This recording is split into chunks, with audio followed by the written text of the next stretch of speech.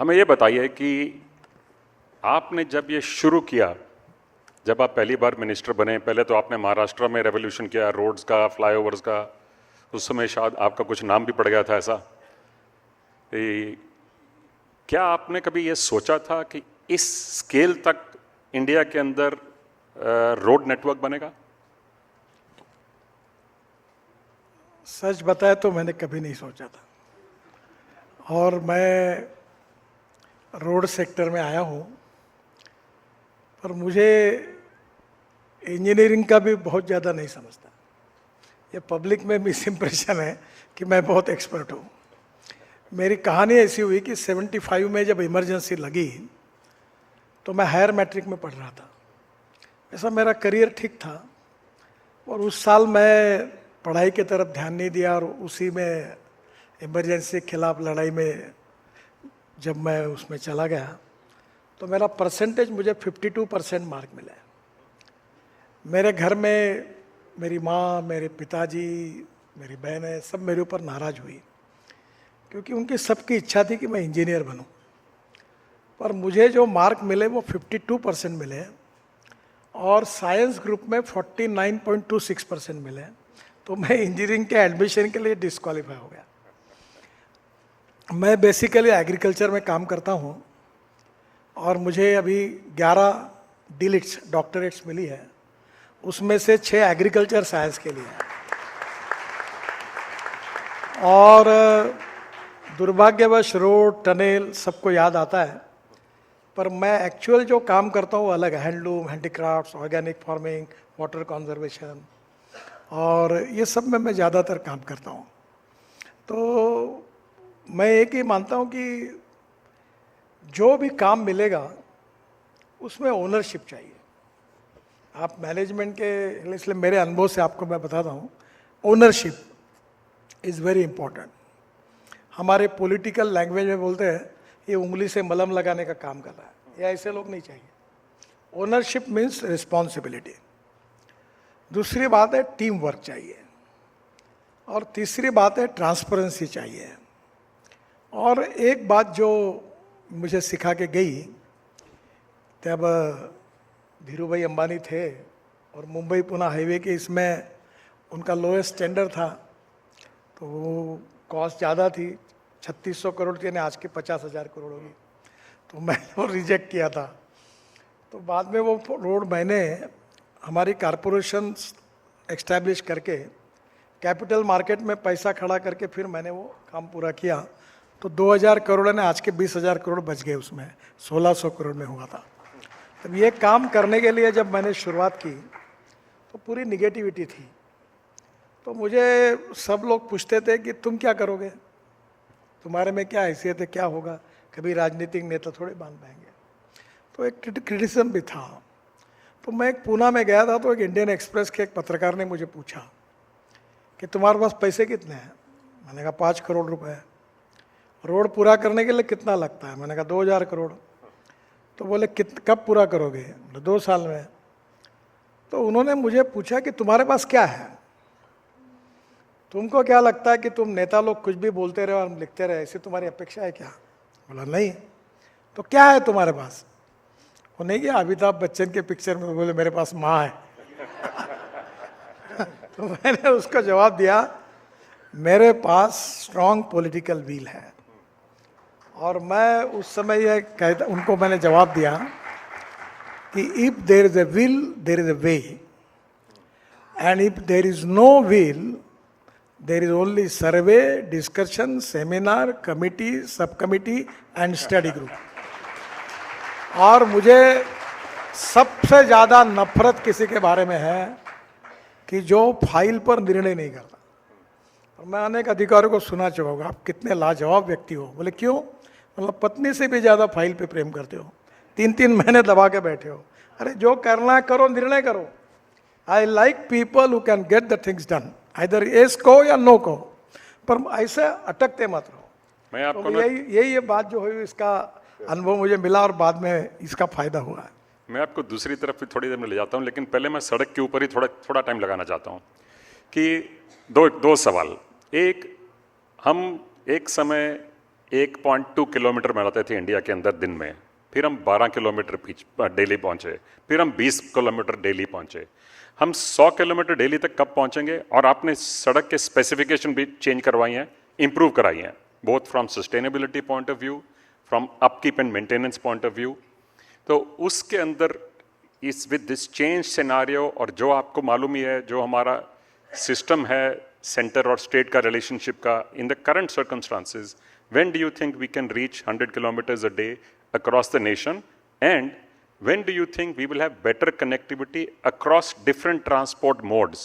क्योंकि हमारे को अगर लॉजिस्टिक्स कॉस्ट कम करनी है तो हमें सबके ऊपर काम करना पड़ेगा, ना केवल रोड के ऊपर। देखिए, पहली बात तो ऐसा है कि मैं रोड का मंत्री हूँ तो उसी के बारे में बोलना ज़्यादा उचित होगा।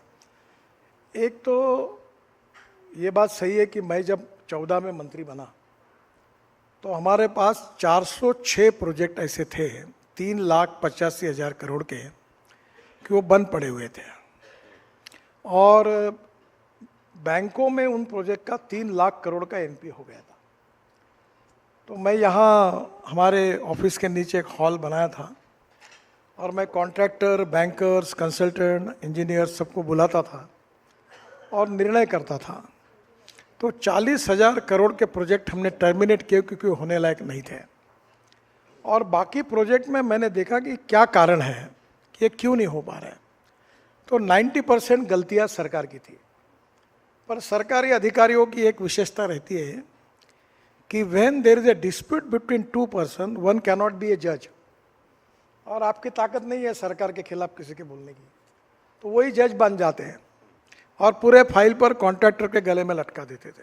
मैंने कहा तुम्हारी गलती है, तुमने निर्णय क्यों नहीं किया, तुमने लैंड क्यों नहीं दी, तुम्हारे क्लियरेंसेस एनवायरनमेंट फॉरेस्ट के क्यों नहीं मिले। तो बाद में हमने वो सॉल्व करते करते हमें 3 लाख करोड़ के एनपीए से हमने भारत में इंडियन बैंकों को बचाया, और अभी ऐसी स्थिति है कि वो सब क्लियर होने के बाद फिर अभी वो उतने प्रॉब्लम तो होती ही है। देखो, समस्या कहाँ नहीं है, सब जगह प्रॉब्लम्स है, पर समस्या को सक्सेसफुली सुलझाना, that is the test of leadership. तो मैं एक बात अक्सर कहता हूँ कि there are some people who convert problems into opportunities and there are some people who convert opportunities into the problem. तो मैं समस्या को कोई डरता नहीं हूँ। मेरा एक ही कहना है कि अभी हमारे पास पैसे की कमी नहीं, इतना पैसा पड़ा हुआ है कि हम चाहे उतने रोड बना सकते हैं, प्रॉब्लम कॉन्ट्रैक्टर बढ़ा सकते हैं। और अभी मैंने एक घोषणा की पार्लियामेंट में इसी सेशन में कि हम 25,000 किलोमीटर 2 to 4 लेन बनाएंगे। और जो टेक्नोलॉजी की बात है वो बहुत इंपॉर्टेंट है, कॉस्ट ऑफ कंस्ट्रक्शन को कम करना और क्वालिटी ऑफ कंस्ट्रक्शन को इम्प्रूव करना और वेस्ट मटेरियल का यूज़ करना इको फ्रेंडली, इस पर हमारे एम्फसिस है। तो मैं, this is my target, this is not my declaration, कि मैं अब चाहता हूँ कि मैं एक बार 100 किलोमीटर पर डे ये टारगेट रखकर काम कर रहा हूँ। अगर देखिए अब क्या होता है, तो मेरा प्रयास तो है कि ये पूरा करूँगा। और जहाँ तक देश की बात है, तो मैं 1-1.5 साल में पहले कहता था कि American roads are not good because America is rich, but American roads are good, that is the reason कि अमेरिका रिच हो गई। तो मैं अब उसी बात को रखकर मैं ये कहता था कि मैं अमेरिका के बराबरी के नेशनल हाईवे बनाऊंगा। तो मुझे कुछ अमेरिकन लोग अपने इंडियन वहाँ रहते हुए आए, बोले आप गलत बोल रहे हो। मतलब क्या हुआ? बोले अमेरिका से आपके रास्ते अच्छे बने। वो मेरठ में यही इसी होटल में यही चर्चा में एक महिला उधर रहती है, तो उन्होंने कहा कि आप गलत बोल रहे हैं। तो अभी मेरा ऐसा कि 1-1.5 साल में अमेरिकन नेशनल हाईवे से हमारे हाईवे अच्छे बनेंगे, ये मैं आपको विश्वास दिला सकता हूँ। मैं आपसे जो आपने पहले बात की, मैं उस तरफ जाना चाहता हूँ कि अगर इंडिया डेवलप होगा तो सारा इंडिया डेवलप होगा, तभी इंडिया डेवलप होगा। Not only urban India, not only the top of India, not only Indian industry, और ख़ास करके जो रूरल इंडिया है, इस समय जो ज़्यादा गरीबी है वो रूरल एरियाज़ में है। शहरों में भी है लेकिन वहाँ ज़्यादा है। क्या हम एग्रीकल्चर को एक क्वांटम लीप दे सकते हैं, जैसे हमने टेलीकॉम में किया, रोड्स में कर रहे हैं, और दूसरा, क्या हम non agriculture economy rural India में डेवलप कर सकते हैं? हमारे पास इनहेरेंट स्ट्रेंथ बहुत है। हमारा जो आर्टिजनल स्किल है वो कई हज़ारों साल पुरानी है, और इंडिया में ग्लोबल एक्सपोर्ट जो रही है, हम लीडर रहे हैं, और उसमें वही था। हमारे स्पाइसेस के अलावा textile, woodwork, ivory, bell metal हम सब करते रहे हैं। क्या हम उनको रिवाइव कर सकते हैं, कंटेम्पराइज कर सकते हैं, ताकि हमारी इकोनॉमी जो है सारी डायनामिक हो? देखो, आपने जो सवाल पूछा that is touching to my heart. मैं जिस क्षेत्र से आया हूँ वहाँ 10,000 किसानों ने आत्महत्या की है, और इसलिए मैंने ये तय किया कि मैं अपना लाइफ इस कॉज के लिए दूंगा। तो मैं एग्रीकल्चर में ही ज़्यादातर काम करता हूँ। और मैं, आप नाराज़ मत होइए, मैं आप जब भी पुरी साहब को आपने अवार्ड दिया तो मैं बहुत खुश हुआ, क्योंकि वो एग्रीकल्चर में काम करते हैं। पर मैं अगर ये सवाल पूछूं कि आप में से कितने लोग एग्रीकल्चर में कैपिटल इन्वेस्टमेंट करके क्या कर रहे हैं, तो उसका जवाब बहुत अच्छा नहीं आएगा। हमारे देश में जीडीपी ग्रोथ में 52 to 54% कॉन्ट्रीब्यूशन सर्विस सेक्टर का है, 22 to 24% कॉन्ट्रीब्यूशन मैन्युफैक्चरिंग सेक्टर का है, और 14% एग्रीकल्चर एंड अलाइड इंडस्ट्रीज का है। एक समय 90% आबादी गांव में रहती थी, अब 30% माइग्रेशन हुआ है, और अभी 65% पॉपुलेशन का कंट्रीब्यूशन केवल 14% है। तो आज सबसे बड़ी आवश्यकता है कि जल, जमीन, जंगल और जानवर आधारित एग्रीकल्चर, रूरल, ट्राइबल और फॉरेस्ट में हमको विकास करना चाहिए। मैं 2-3 बातें आपको बताऊंगा। अभी हमने विशेष रूप से हमारे रोड सेक्टर में बाम्बू का क्रैश बैरियर बनाया। इंदौर का जो टेक्निकल इंस्टीट्यूट है उसमें टेस्ट होकर हमने सर्टिफाई किया कि हम स्टील के बजाय बाम्बू के क्रैश बैरियर बनाएंगे। अभी हमारे यहाँ नागपुर जबलपुर रोड पर एक रोड हमने बनाया, जिसमें सेंट्रल रिसर्च रोड ऑर्गेनाइजेशन ने उसको वो प्रोजेक्ट किया। प्राज का भी रिसर्च था कि हमारा जो राइस स्ट्रॉ है उससे, परली जिसको आप कहते हैं, उससे 1 लाख लीटर इथेनॉल पानीपत में बनता है। 78,000 ton per year aviation fuel बनेगा, और 150 टन बायो बिटुमिन बनता है। और पंजाब, हरियाणा और उत्तर प्रदेश को मिलकर अभी 400 project rice straw to CNG बना रहे हैं। उसका बाय प्रोडक्ट है लिग्नेंट। तो अभी हमने पहली बार लिग्नेंट, वो 35% निकलता है, वो बिटुमेन में, पेट्रोल बिटुमेन में डाला, 15% रबर पाउडर डाली, और 7% वेस्ट प्लास्टिक डाला। और ये 1 किलोमीटर रोड बनाने के बाद उन्होंने ये सर्टिफाई किया कि ये रोड पेट्रोलियम बिटुमेन से 50% ज़्यादा अच्छा है। अब मैं किसान केवल अन्नदाता नहीं रहे, वो ईंधन दाता बने, ऊर्जा दाता बने, हवाई ईंधन दाता बने, बिटुमिन दाता बने, और हाइड्रोजन दाता बने। और ये संभव है। मैं जब कह रहा हूँ तो मेरे पास हर चीज़ प्रूवल है, और ये हो सकता है। केवल हमारा इसके तरफ ध्यान नहीं है। और जो ये भी एक नया जातिवाद है, अर्बन इकोनॉमी, इंडस्ट्रियल इकोनॉमी, और ये इंडिया और भारत। शरद जोशी शेख किसान संगठन के नेता थे, वो कहते थे कि India and Bharat.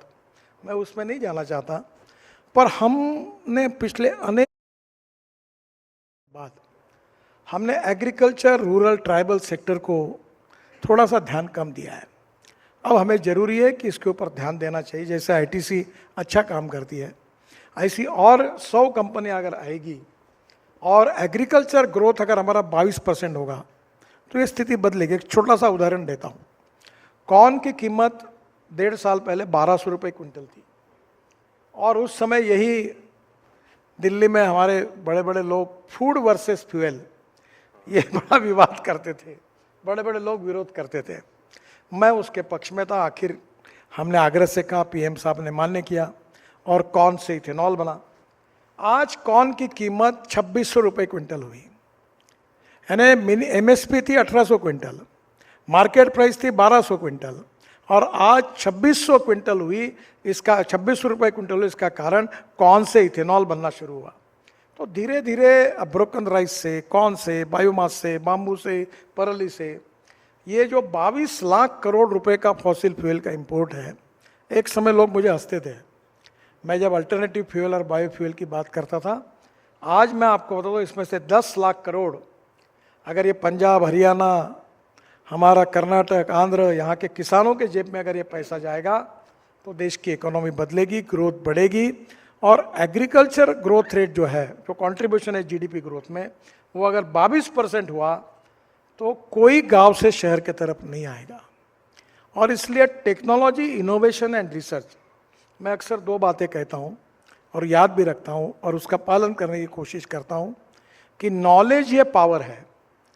Innovation, entrepreneurship, science, technology, research, skill and successful practices, we name it as knowledge and conversion of knowledge into wealth is the future.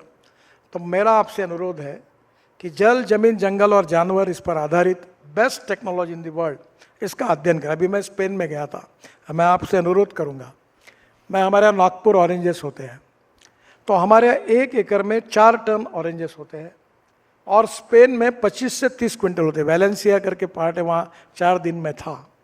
तो हमने उनके टेक्नोलॉजी का अध्ययन किया और पूरा स्टडी करके आकर हमने 250 रुपये फीस रखी और 600 किसानों का वर्कशॉप रखा। और मैंने कहा ड्रोन से स्प्रेइंग करना, ऑर्गेनिक कार्बन कैसे बढ़ाना, सब बातों का टेक्निक जब किसानों ने पढ़ा, मेरा विश्वास है वो निश्चित रूप से कामयाब होंगे। प्रश्न ये है कि क्या जिनके पास कैपिटल इन्वेस्टमेंट करने की क्षमता है वो बेस्ट टेक्नोलॉजी के साथ रूरल, एग्रीकल्चर और ट्राइबल सेक्टर में अगर जाएंगे तो परिस्थितियां बदलेगी। और इसके लिए मुझे लगता है कि ये आगे आने वाले दिनों में संभव होगा और आप जैसे लोगों की सहयोग से एग्रीकल्चर सेक्टर बहुत स्ट्रांग होगा। Thank you. मैं आपको लास्ट सवाल पूछता हूँ शहरों के लिए, क्योंकि हम तो सब शहर में रहते हैं। जैसा आपने कहा, रूरल इंडिया डेवलप होना बहुत ज़रूरी है, लेकिन जो हमारी शहरों की इस समय कंडीशन है, they are getting over crowded, very busy. आपने पीछे बेंगलोर में स्काई बस की बात की, और हम क्या कर सकते हैं ताकि जो रूरल ट्रैफिक मैनेजमेंट है इसको हम स्मूथ कर पाएँ। आज की डेट में गुड़गांव से दिल्ली आना हो तो 2 घंटे लगते हैं, 1.5 घंटा लगता है रोज़, अगर आप ऑफिस टाइम में आए तो। So what are the possibilities today that we can actually do in the reasonably short term, ताकि वो रियलाइजेशन भी हो और उसका बेनिफिट भी सिटीजन्स देख पाएँ? देखिए, पहली बात तो ऐसी है कि हम दिल्ली के, ये जो दिल्ली एनसीआर में 1 लाख करोड़ के रोड बना रहे हैं, तो लगभग अब दिसंबर तक पूरे काम हो जाएंगे। अभी हम और बैठ रहे हैं कि इसमें और क्या कर सकते हैं। दिल्ली की मुख्यमंत्री मुझे मिली थी, एमपी भी मिले थे, और ये तो वहाँ भयंकर ही है, तो भी मैंने आपको बचाया। ये धौला कुआं में मैं दिल्ली कभी आता ही नहीं था, पहली बार आया तो बीजेपी का प्रेसिडेंट बन के आया, तो मुझे रोज सुबह आता, धौला कुआं में 1.25 घंटा गाड़ी में बैठता, यही ट्रैफिक जाम रहता था। तो धौला कुआं अच्छा करते करते मेरे जिंदगी के 4 साल खराब हुए। ये डिफेंस की जगह लेना बहुत कठिन था। अब प्रॉब्लम यह है कि पब्लिक ट्रांसपोर्ट मैं भी उसको रखा था, फिर उसके बाद गई थी। अभी मैंने एक टेक्नोलॉजी आई है, वो फ्लैश चार्जिंग बस है, जिसमें सीमेंस और हिटाची की टेक्नोलॉजी है, और टाटा और एका, ये पूना की कंपनी है, दोनों उसमें आए। हमने नागपुर में पायलट प्रोजेक्ट पहला मंजूर किया है, अभी अप्रैल में उसका टेंडर रिसीव होगा।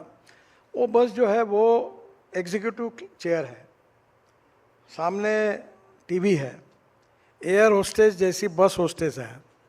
वो 40 किलोमीटर एक बार बस स्टॉप पे खड़े रहेगी, चार्जर नीचे आएगा, फ्लैश चार्जर, और आधा मिनट में चार्ज होगी, फिर 40 किलोमीटर जाएगी। उसका टिकट डीजल बस के तुलना में 30% कम होगा और कंफर्ट लेवल होगी। अगर ये नागपुर में पहला सक्सेसफुल हुआ, ये यूरोप में है अनेक जगह पर, तो 135 सीटर बस है। तो ये अपनी गाड़ियाँ, देखो मैं कितना भी काम करूँ, कितने भी पुल बांधूँ, पर इंडिया में इनहेरेंट एक एक्सपर्टाइज है, पॉपुलेशन ग्रोथ और ऑटोमोबाइल ग्रोथ। और आप नाराज मत होइए, क्योंकि मेरी भी आदत खराब है। आप दिल्ली में बड़े बड़े बंगले बनाते हो और पार्किंग नहीं बनाते। क्या रोड हमने आपके लिए बना के रखे कि आपकी गाड़ियां खड़ी करने के लिए? ये कौन सी बात है? बड़े 3 मंजिले, मार्बल, ग्रेनाइट, चकाचक, और मार पार्किंग नहीं। और ये सब रोड पे रात को गाड़ियां खड़ी करते हो। अच्छा, 4 लोग और 8 गाड़ियां, और गाड़ियां भी बढ़ती जा रही है। तो कहीं ना कहीं इस स्थिति में आपको ही सोचना होगा कि भाई ऑटोमोबाइल ग्रोथ और पॉपुलेशन ग्रोथ को कंट्रोल किए बिना हम प्रॉब्लम सॉल्व नहीं करेंगे। मैं मुंबई में मंत्री था, तो मैं 95 की बात कर रहा हूँ। मैं बड़ा विश्वास के साथ कहता कि 55 फ्लाईओवर बन जाएंगे, वर्ली बांद्रा मैं बना लूँगा, बस मुंबई का ट्रैफिक प्रॉब्लम सॉल्व होगा। अभी मुंबई से आया, आज नहीं हुआ सॉल्व, क्योंकि मैंने जितने फ्लाईओवर बनाए उससे तेज़ी से लोग काम कर रहे थे, पॉपुलेशन भी बढ़ी और ऑटोमोबाइल ग्रोथ भी बढ़ी। तो करेगा क्या? अब आपका कार्यक्रम हो रहा है, आपने रिस्ट्रिक्ट किया एंट्री, कल 25,000 लोगों को आपने पास दे दिए, तो क्या हो गया? तो ये ऐसी स्थितियां बनी हुई है। समवेयर हमें सोचना होगा कि हमारी, आपको जो पहला सवाल आपने मैंने बताया उस जवाब में है, दिल्ली में जो यूपी बिहार सबसे लोग आ रहे, खुशी से आ रहे क्या? नहीं। हम स्मार्ट शहर बना रहे पर स्मार्ट विलेज नहीं बना रहे। गांव में जाने के लिए अच्छे रोड नहीं बनेंगे, अच्छी स्कूल नहीं बनेंगी, किसान के फसल का सही दाम नहीं होगा, और वहाँ प्रोसेसिंग इंडस्ट्रीज अगर होगी तो क्यों लड़के गांव यहाँ आएंगे? यहाँ दिल्ली के झोंकी झोपड़ी में रहने वाले लोग मजबूरी से आए हैं, उनको रोजगार। अभी जैसे दिल्ली में एम्स था, मैं जब अध्यक्ष बनकर आया था, मुझे याद है 9-10 की बात है, तब रोड पर फुटपाथ पर लोग सोते थे। अब जैसे एम्स देश के सभी कैपिटल में खुल गए तो अब वहाँ कोई नहीं सोता। इसलिए जब तक दिल्ली की समस्याओं का मूल गांवों की समस्याओं के साथ जुड़ा हुआ है, जब गांवों में रोजगार निर्माण होगा, गांवों में सस्टेनेबल डेवलपमेंट होगी, गांव में अच्छी स्कूल बनेगी, गांव में परचेसिंग पावर बढ़ेगी, गांव में पर कैपिटा इनकम बढ़ेगा, तो निश्चित रूप से मैं बताता हूं कि हमारे यहाँ से गांव से लोग शहर में नहीं आएंगे, और फिर शहरों का भी प्रॉब्लम सॉल्व होगा और गांव भी स्मार्ट सिटी बनेंगे। ये लॉन्ग टर्म इकोनॉमिक अप्रोच हमें लेना पड़ेगा, और आत्मनिर्भर भारत बनाने का जो प्रधानमंत्री का सपना है, $5 ट्रिलियन की इकोनॉमी बनाना, भारत को विश्वगुरु बनाना, मुझे लगता है कि इसमें गाँव गरीब मजदूर किसान को ये मजबूत करना होगा, और वहाँ एम्प्लॉयमेंट खड़ी करनी होगी, और वहाँ ग्रोथ आएगी, तो निश्चित रूप से ये समस्या सुलझेगी, ऐसा मुझे लगता है। Thank you very much mister Gadkari. जो आज का हमारा थीम था वो यही था कि ऑडेशियस ग्रोथ हम कैसे कर सकते हैं, और आपने उसके ऊपर बहुत अच्छी तरह बड़े विस्तार से न केवल बड़े शहरों की लेकिन सारे भारतवर्ष की आपने इसकी स्थापना की। छोटा सा उदाहरण बता दूँ मैं जी। ये आप दिल्ली के लोग हैं, मैं भी एक बार गया था, मैं गुड़गांव गया था। अब मुझे दिल्ली ज़्यादा मालूम नहीं है, तो गुड़गांव के कार्यक्रम में मनोहर लाल जी खक्कर तो मुख्यमंत्री थे, तो उन्होंने आपका हीरो होंडा चौक वगैरह कोई है वहाँ उधर लाइन पे, मैंने 5-6 ब्रिजेस बनाए, तो उन्होंने मुझे कहा नितिन जी छोटा सा काम कर दीजिए। मैंने कहा क्या? बोले ये दिल्ली और हरियाणा के बीच में, दिल्ली की सरकार केजरीवाल मुख्यमंत्री है, बोले ये हमारे विवाद है, कुछ होता है नहीं, आप बोलोगे तो हो जाएगा। ये द्वारका एक्सप्रेस हाईवे है, बोले बना दो। मतलब कितना किलोमीटर है? बोले 29 किलोमीटर। मैंने बोला 10 करोड़ रुपए पर किलोमीटर, 300 करोड़ का। हाँ मैं कर देता हूँ। मैंने घोषणा कर दी, और मैं जब आया तब मैंने देखा तो वो निकला 9,000 करोड़ का। अब आपको मैं बताता हूँ, मैंने वो द्वारका एक्सप्रेस हाईवे बनाया, अब मुझे भी दिमाग में नहीं आया, अभी दिल्ली में मेरा घर नहीं है, अब मुझे थोड़ी अकल रहती तो मैं भी एक फ्लैट ले लेता। अभी उस रोड पर केवल 10 लाख करोड़ की इन्वेस्टमेंट हुई है, बड़े बड़े फ्लैट बने, प्रॉपर्टी बढ़ गई। और मैं जब मुंबई जा रहा था तो एक टॉय पहना हुआ आदमी यार मेरे झुक के नमस्कार किया। मैंने बोला अरे ऐसा मत करो। बोले साहब आपने मेरा जीवन बदल दिया। मतलब क्या हुआ? बोले मेरी सब जगह थी, आधा काम पड़ा था, NCLT में गया था, आपने रोड क्या बनाया, 50,000 करोड़ का आदमी बनाऊं, मैं आपको पैर नहीं बोलूँ तो क्या करूं। तो ये 1 करोड़ बनने से एक इतनी बड़ी डेवलपमेंट हुई, ऐसे अनेक जगह पर हुई। तो लॉजिस्टिक पार्क बनेंगे, इंडस्ट्रियल क्लस्टर्स बनेंगे, फिर रियल इस्टेट डेवलप होगी, फिर धीरे धीरे ये जो पॉपुलेशन का विकेंद्रीकरण होगा। पर प्रॉब्लम यह है, अब गुड़गांव अच्छा डेवलप हुआ तो जो आता वो गुड़गांव में जाता है, सब कंपनियां वहीं ऑफिस खोलते हो। अब ये कितना हो गया ना पैकअप हो। तो फिर मैंने मनोहर लाल जी को कहा, दिल्ली मुंबई हाईवे बना रहा था, तो मैंने कहा ये दिल्ली मुंबई हाईवे के शुरुआत में ज़मीन ले लो और एक नया गुड़गांव बनाओ, जैसे मुंबई का नई मुंबई बनी बनाओ। मतलब कहीं ना कहीं हमको हमारे यहाँ सैटेलाइट टाउनशिप बड़े शहर के बाजू में छोटी छोटी बनानी पड़ेगी, और वो बनेगी और उसको वेल कनेक्टिविटी देनी पड़ेगी, मेट्रो की, रोड की। तो धीरे धीरे ये प्रॉब्लम सॉल्व होगा। अब कम से कम ये भी कानून नहीं बना सकते कि गुड़गांव में ऑफिस मत खोलो, या जो है वो गुड़गांव से निकलो, तो आप पहली बार मुझे अगली बार बुलाना बंद कर देंगे। तो प्रॉब्लम यह है कि हमें आउट ऑफ बॉक्स कुछ समस्याओं पर सॉल्यूशन निकालने होंगे, और जो केवल सरकार नहीं निकाल सकती, वो आप सबके सहयोग के बिना नहीं हो सकता। Thank you very much Gadkari ji. Thank you.